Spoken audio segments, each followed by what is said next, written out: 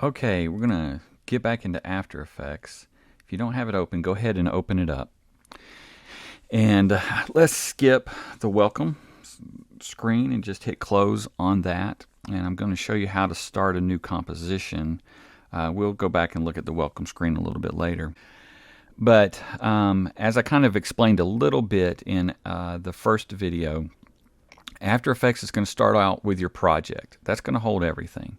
And in your project, again, you can have multiple compositions. The compositions will be where we will create what will end up being the final video. This is where, as you build it, eventually we will render that out. Whatever the composition is, we'll render it out. And so again, you can have multiple compositions in one After Effects project. So what we're going to do is we're going to start a new composition. We're going to go up here to Composition, New Composition. And this is something that I want to really emphasize with After Effects is that the idea of compositing. And compositing is where we're going to bring a number of different elements together, visual and audio assets, media together, and build a final look, bringing in all types of, whether it's pictures, video, graphics, text. We're going to bring all that in together to create something that doesn't exist. And this will be built on layers.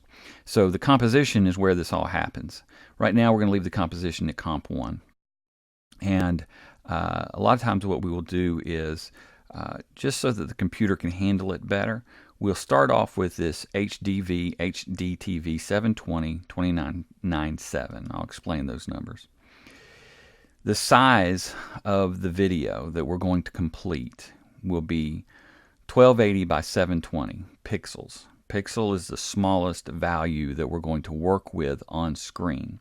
So going across the top from 0 left to right, it'll start off at 0 and it'll go to 1280 pixels. And then again, starting up in the upper left hand corner, the height will end up being from 0 down to 720 pixels. So that's our frame size, and this is your HDTV frame size. The next one up is 1080. We're not going to work with that right now, but that would be 1920 by 1080. So we need to make note of this and understand the raster size of the video that we're going to create. It'll be 1280 by 720, and this is one of the standards, 16 by 9 aspect ratio. This is one of the standards that you will work with. The next thing is the frame rate. How many frames per second? Right now it's 2997. That's a drop frame. I'm not going to worry about explaining that, but basically it's 30 frames per second. And this is your average TV that you watch your television shows. They will be at 2997. This is the common value for there.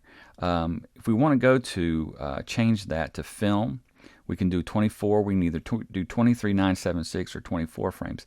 Just for fun right now, let's just change this to 24 frames because I like working with that. I like the look of it better. But we've changed the frame rate to 24 frames per second. And what that means is for every second of video, there are 24 frames. And that will be important because when we begin to keyframe, we will get down to these frames per second.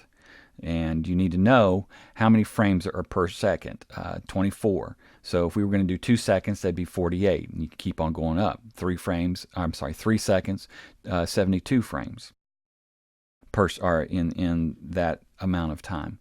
And sometimes you have to calculate this out. So what would be half a second? It would be 12 frames. All right. And for the duration, let's just bring this down to it's set at 30. And it shows you 30 seconds on the base of 24 frames. And the way these numbers work is that these two, the first to the right, zeros, they represent your frames. So this would start at 0 and go up to 23. That would be 24 frames. And then here's the seconds where this 30 is. So this composition is set at 30 seconds. And then this next set of numbers would be your minutes. And then the last 0 down here would be your hours. So right now, let's change this, and we can highlight all of this and then just type in 1000, which will end up being 10 seconds, because 10 seconds and 0 frames there. So type in 1000 right there after you've highlighted it, and you'll be at 10 seconds. I recommend you never change this background color. Let's leave that at black, and then let's hit OK on that. So now we have our first composition. Of course, we've not created anything in it at this point, but this is our first composition. And you can see right here we have comp 1. This represents this timeline and this viewer right here in anything that we begin to add into it. So that is our first composition. We will be able to access this composition. We can add multiple compositions, as I've stated before. But this is the beginning of the composition, and you'll notice also it's highlighted here, and we get some information. It tells us like what we just set up, 1280 by 720, 10 seconds at 24 frames per second, and that is the important information. If we have audio in it, it'll also show that we end up having audio in it, but right now we don't, so that's not showing up. But that is where we can get some information on any asset media that we have in here. All right, let's look at adding our first object into the composition, and from there we will look at keyframing and how we create an animation. After Effects gives you some tools. You don't have to import everything, and in fact you can create an entire composition, motion media graphic, without using anything outside of After Effects. The way we're going to start this off is, let's make sure our timeline down here is selected. Let's go up to Layer, and we're going to see that we can add a number of different types of layer. The ones we'll look at right here at the beginning will be the top two. The rest we're not going to concern ourselves with at this point. But there's a text layer that we can add, and also a solid layer that we can add. Not going to worry about the text at this moment, but let's go ahead and add a new solid. It's going to open up a dialog box right here, and it's going to want you to tell it what type of layer you want to add, or the properties of that layer. For right now, so that we can see this layer, let's set the width and the height of that layer to 500 by 500. So just click in those boxes if they're set at something else, and type in 500, and then click on the next one, type in 500, and then come down here and choose whatever color you want. You can click on this, and you'll bring up the color picker, and we can choose whatever color we want there. So once you adjust this, you can click on the triangles here, move this up and down to get in the basic range of color you want, and then you can go over here into this area and slide around, click and drag around until you find the color you want, and it's going to represent right here, and pick you a color. Once you've found the color you want, just hit OK, and then let's hit OK down here, and now you should have a rectangle, or I'm sorry, a square in the composition based on whatever color you picked.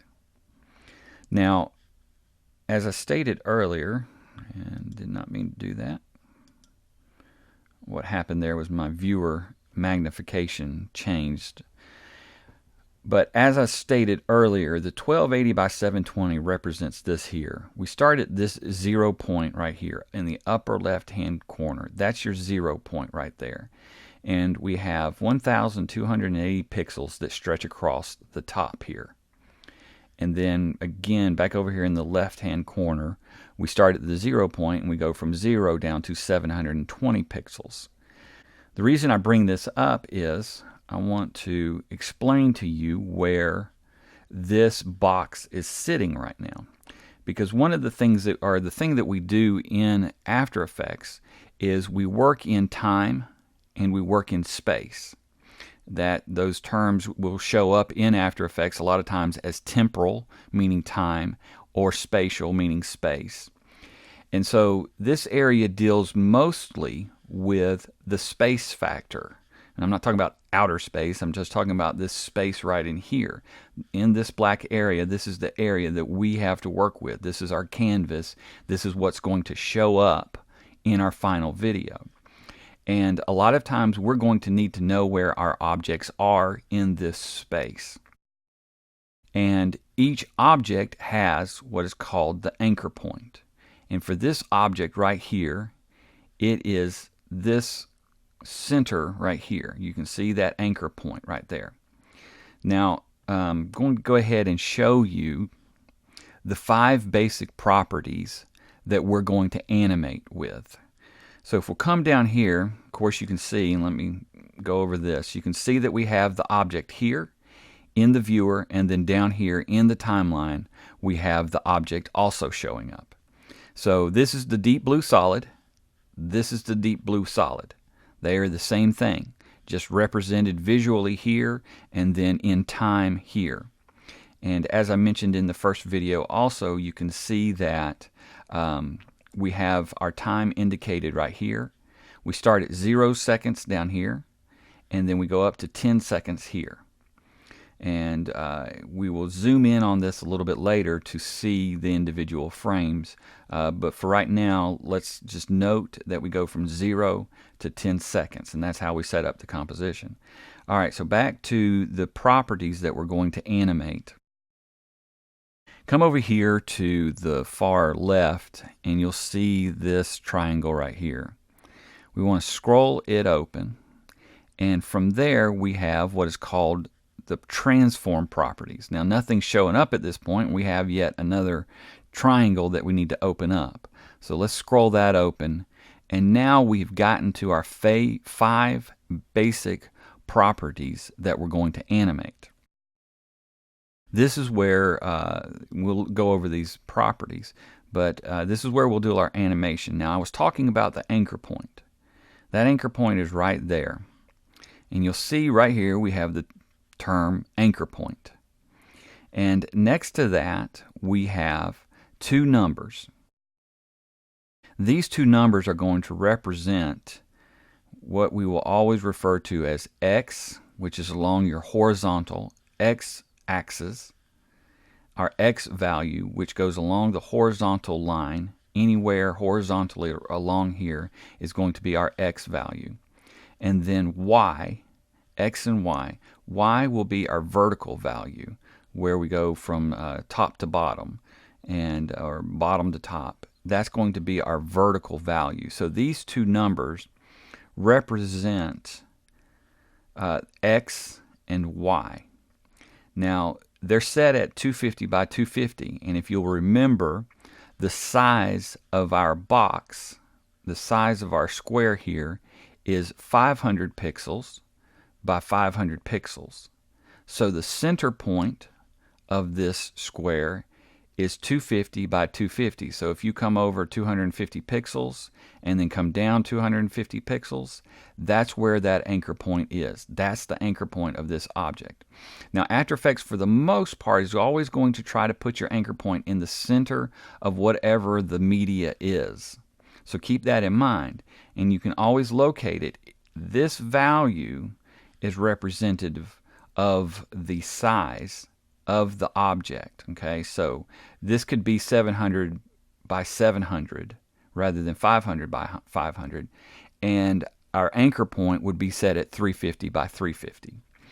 So that anchor point always represents the center of the object, or what After Effects is saying is the center of the object.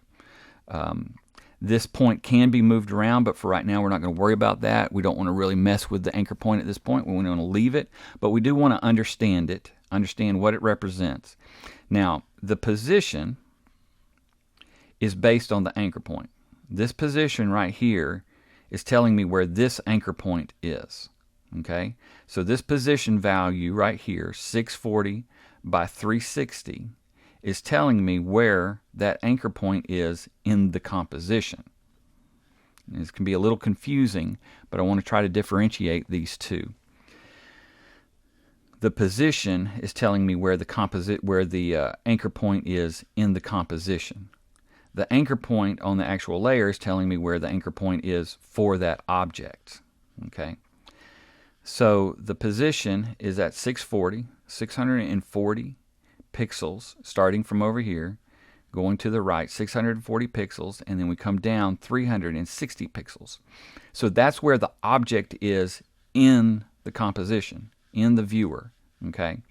So we can move that around, and when we move that around, we're going to move the object around in the composition. So we can scrub that, click on that number and scrub, and you can see that it's moving the object. And what it is doing is moving that object based on that position right there, that anchor point. All right, I'm going to Command Z that, get me back to where I am centered. And of course you can see that those numbers do represent the center point of this composition. Remember that the composition is 1280 by 720. So the center point of the composition would be half of that, which is 640 by 360. And that is where that object is sitting. All right. Now scale means the size of this object, and rather than changing the number of pixels that are in it, we can scale it, the size of it. You can scale this up and you can scale it down, and it can go into a negative number also, so just keep that in mind. But if we want it completely out, we can type in 0, scale it down to 0%, and then if we want it back to its original size, we can type in 100%, and we are back at the original size of the object. And the scale is based on this anchor point. You can see that when we scale it down, it scales into that anchor point, or it scales out from that anchor point. So that anchor point is very important to understand it. The rotation also works on the anchor point. So we can rotate this.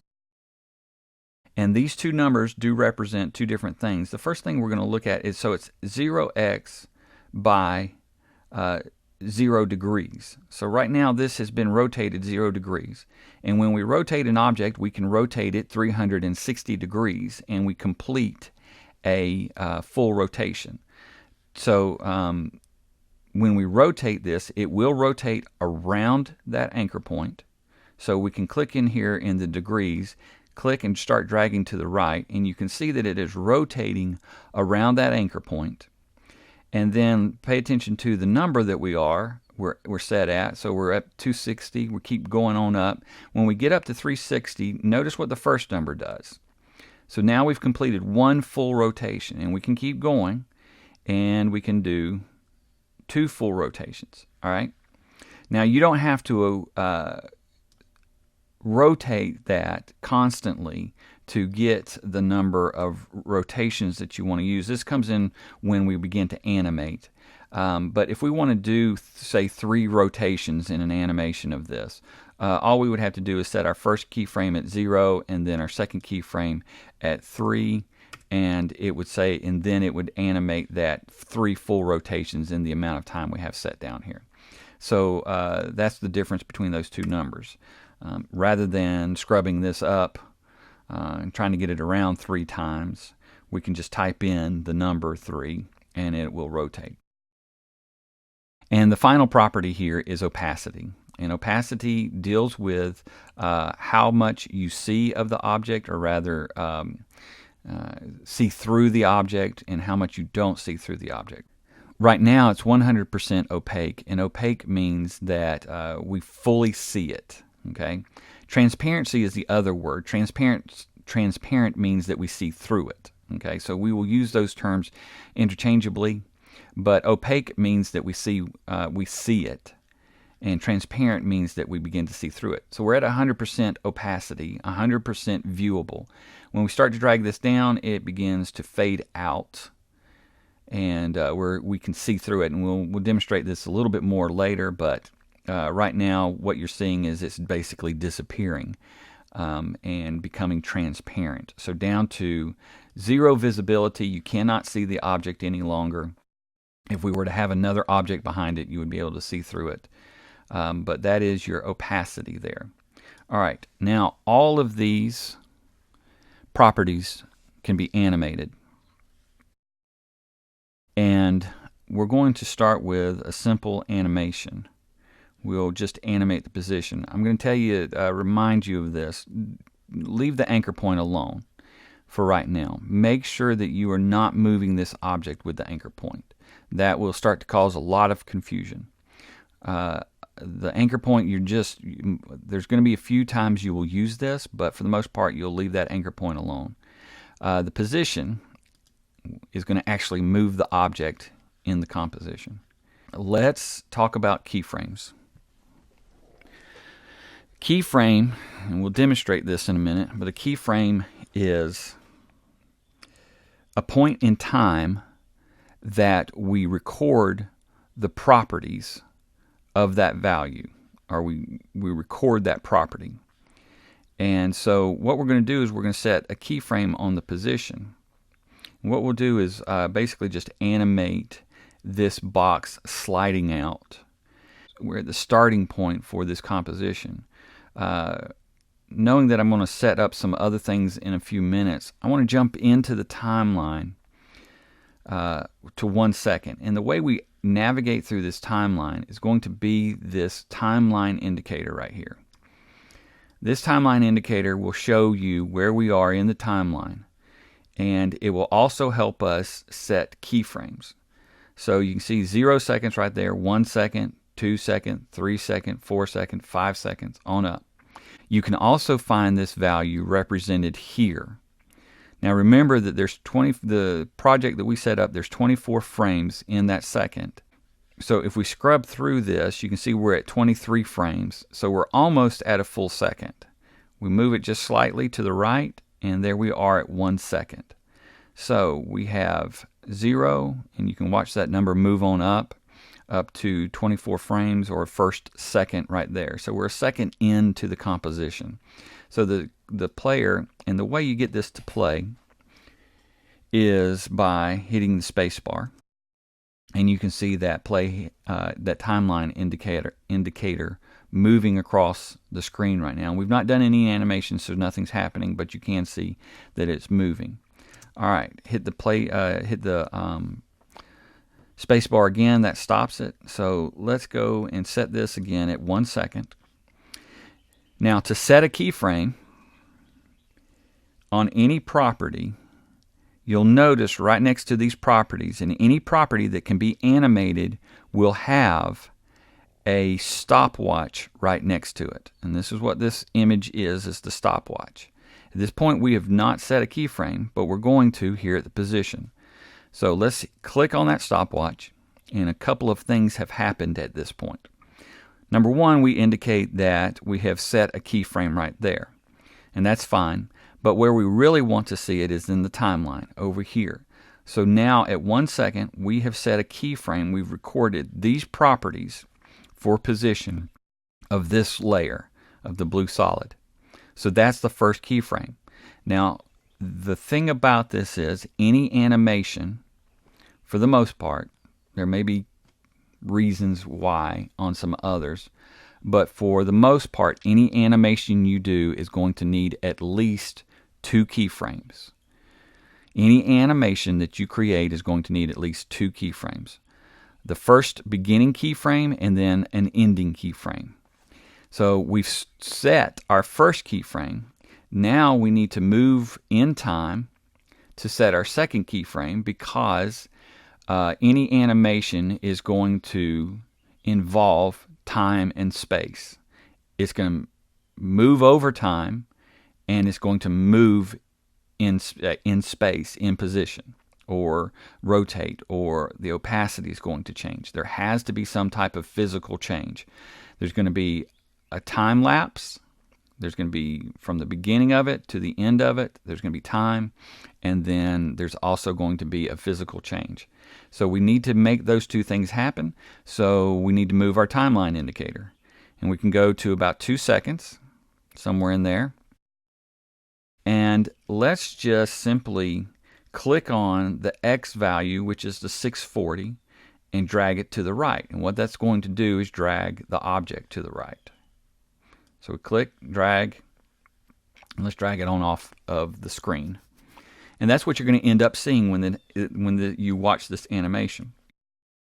If you'll notice a couple of things, we have set physically a physical point here that the object was, and now off screen we have another point that the object is sitting at now. You have a keyframe here. This keyframe represents this point, so we have it represented in time, and we have it represented physically in space. And then also this other keyframe, and I'm going to grab the hand tool to move this over so you can see it. And all I've done is move the canvas. I haven't done any animation there. I've just moved the canvas is all I've done. But your other keyframe is sitting right there. And that is the animation we've created. So now we can drag back. Let me get my my canvas back into view here. And we're at the drag back to the beginning of the composition and hit your space bar and watch your animation. And you can see as we click and drag here, you can see what happens in time, and you can also see here in the viewer what's happening in space.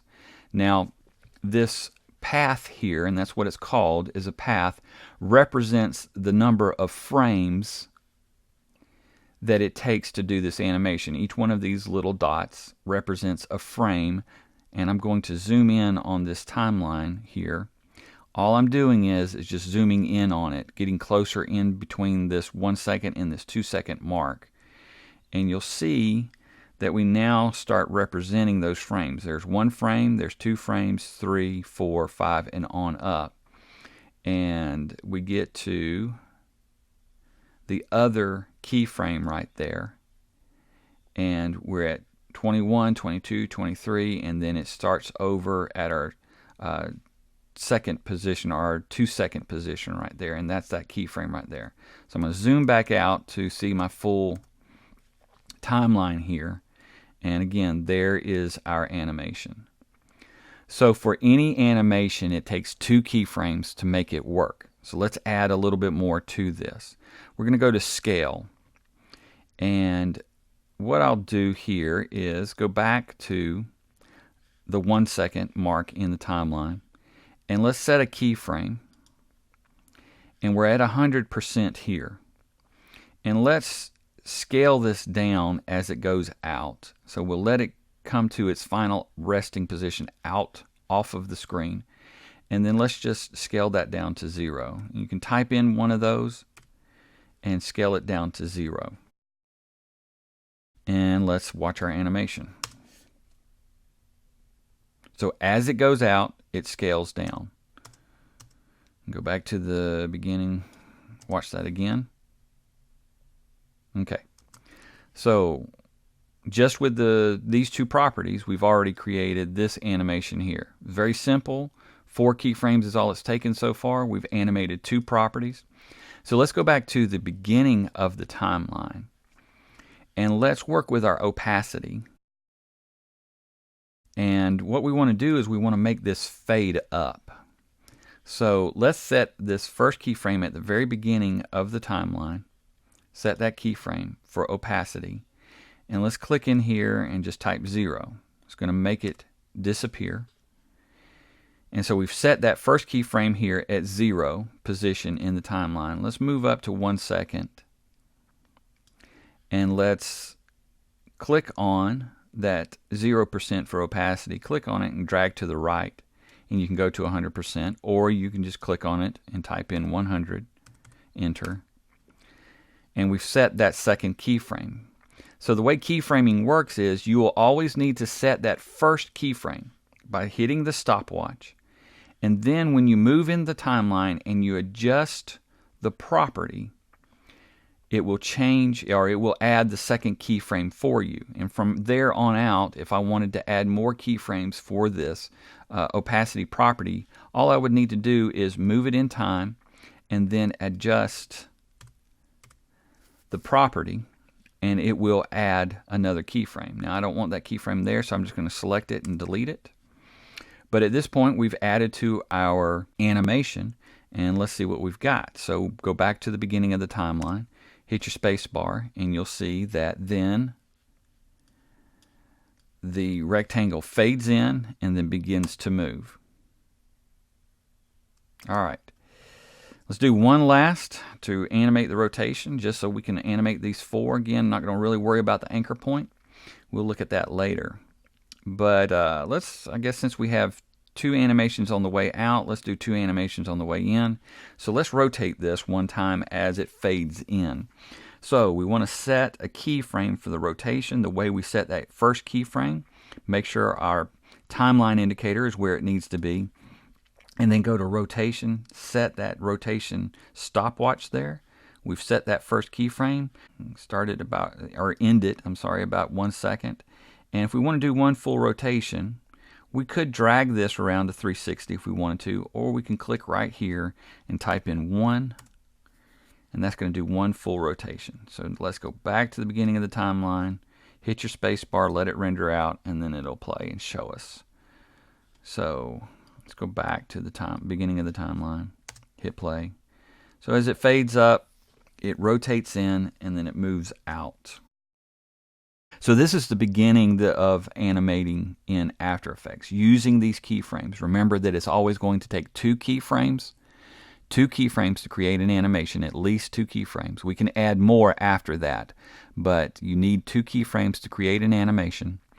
The way to start off to set a keyframe is to start with the stopwatch next to the property that you want to animate.